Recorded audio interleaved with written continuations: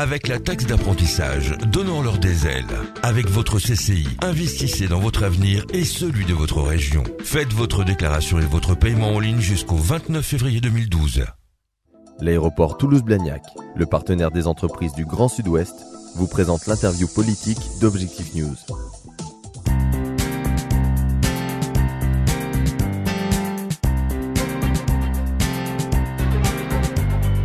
Bonjour à tous et bienvenue sur Objectif News TV pour votre émission politique Objectif 2012. Aujourd'hui, notre invité est Jean-Luc Rivière. Bonjour. Bonjour. Vous êtes conseiller régional et municipal d'opposition dans le Comminges, plus précisément à Caser, secrétaire général du Parti radical en Midi-Pyrénées et candidat sur la 8e circonscription de la Haute-Garonne pour les prochaines élections législatives. Je crois que j'ai tout dit et que je n'ai rien oublié.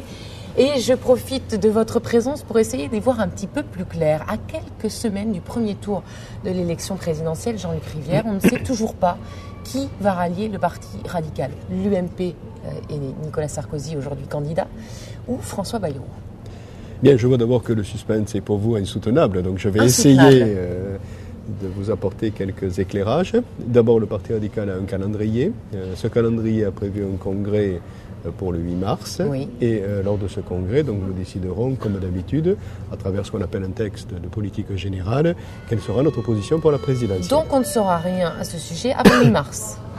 En tout cas, c'est le 8 mars que le Parti radical votera. Je pense qu'auparavant, les uns ou les autres, à travers des déclarations, commenceront à éclairer le choix des radicaux. C'est-à-dire ?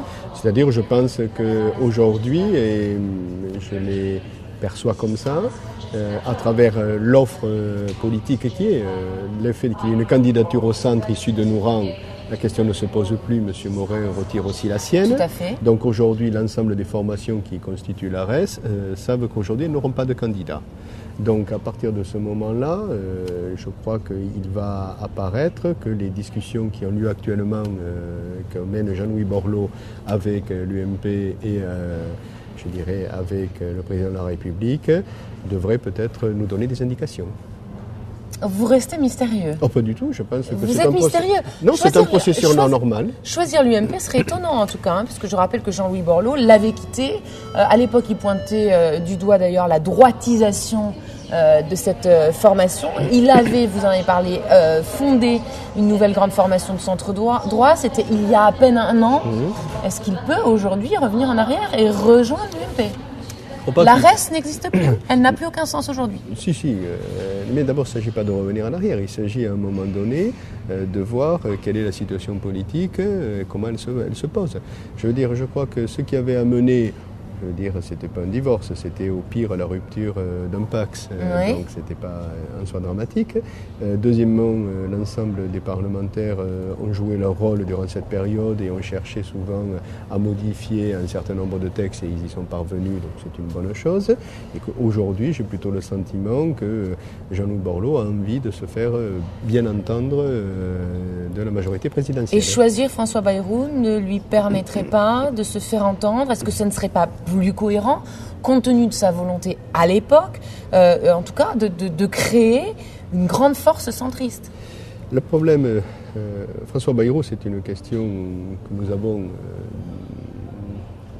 eu souvent à nous poser, parce qu'en définitive, François Bayrou a à la fois été, c'est un paradoxe, il est à la fois volontaire pour défendre le centre et la pluralité et la diversité, et en même temps, et c'est souvent ce qu'on a vu à travers les formations politiques, il n'a réussi petit à petit qu'à apparaître comme, je ne veux pas dire un homme seul, mais en tout cas, je veux dire, le François Bayrou de 2012 n'est pas celui de 2007. Il n'y a plus de groupe parlementaire, il n'y a plus d'élus. Je veux dire, il y a un moment donné, malheureusement, François n'a pas réussi à transcender, je dirais, son rôle présidentiel en rôle de chef de parti. Il y a un paradoxe dans François Bayrou. Y en a-t-il pas un dans Jean-Louis Borloo s'il choisit l'UMP ? Bon, je ne crois pas que ce soit en termes de paradoxe qu'il faille le voir. Je veux dire, tout le monde sait que dans une présidentielle, c'est la candidature ou le soutien. Donc à partir du moment où il n'y a plus candidature, déjà vous êtes sur l'idée du soutien. Alors, si le Parti radical vient à choisir l'UMP et si Nicolas Sarkozy est réélu aux prochaines élections présidentielles, est-ce que l'on peut envisager un retour de Jean-Louis Borloo dans le gouvernement ? D'abord, ça fait beaucoup de si. Oui. On est bien obligé puisqu'on a la certitude Donc, de rien. en tout cas, je vois que vous n'êtes pas dans l'optique, et ça je crois aussi que c'est un élément clair, vous ne me dites pas si François Hollande est élu, est-ce que Jean-Louis Borloo rentrera dans son gouvernement et le Parti radical à la majorité. Voilà. Là-dessus, je crois donc que c'est déjà, clair, c'est quelque chose, c'est clair, mais ça va encore mieux en le disant. D'accord. Tout à fait. D'accord. De façon à ce qu'il n'y ait pas la moindre ambiguïté. Moi, je pense que de toute façon, pour le Parti radical, dans le cadre des discussions qu'il aura la majorité présidentielle, passera un accord de législature. Bon, vous ne passez un accord de législature qu'à partir du moment où il y a un nouveau président de la République. C'est comme ça que les choses se font. Et aujourd'hui, s'il y a des discussions, notamment pour les législatives, c'est dans ce cadre-là. Alors justement, parlons-en des législatives. Vous me tendez la perche et tant mieux. Quelle va être la position du Parti radical pour les législatives ? Dans notre région et plus particulièrement dans notre département, présenterez-vous des candidats dans les 10 circonscriptions ? Alors d'abord, une formation doit toujours, si elle peut exister, doit d'abord avoir des candidats. Nous en avons plusieurs, nous en avons de grande qualité. Vous connaissez Jean-Jacques Bolzan, que vous avez, je crois, interviewé. Votre serviteur a une certaine existence, on va dire comme ça. Et donc, je veux dire, nous avons déjà une capacité à avoir des gens dont on se dit, tiens, s'il est candidat, il se passe quelque chose. Voilà.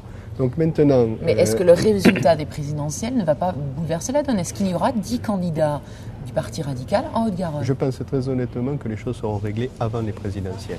D'abord parce que très honnêtement, à la fois, il ne faut pas vouloir raconter n'importe quoi aux gens. Et deuxièmement, vous ne faites pas, pour le secteur qui m'intéresse, celui du Comminges-Savès, c'est 14 cantons, c'est presque 300 communes et c'est une circonscription de 150 km de long. Vous croyez qu'en 3 semaines de campagne avec au milieu le week-end de l'Ascension, le week-end de Pentecôte, vous pouvez aller voir 105 000 électeurs et 300 communes, donc c'est pas possible.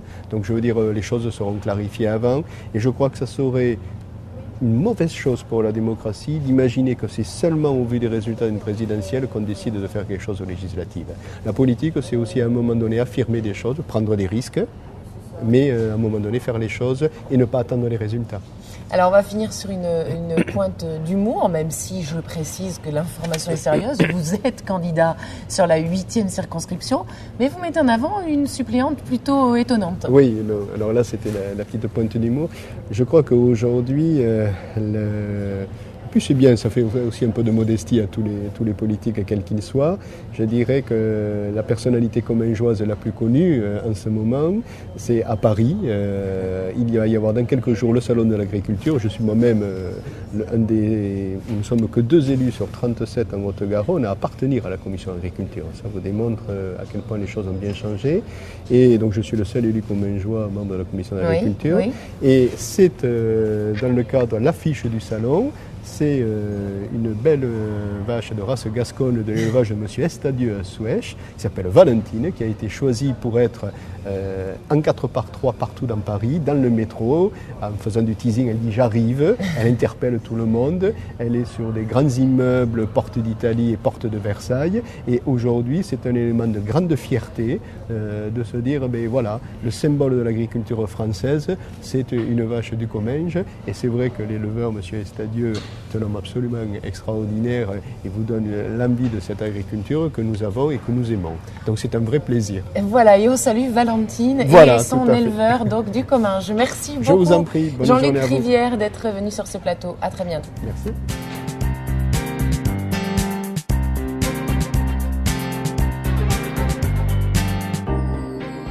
Avec la taxe d'apprentissage, donnons-leur des ailes.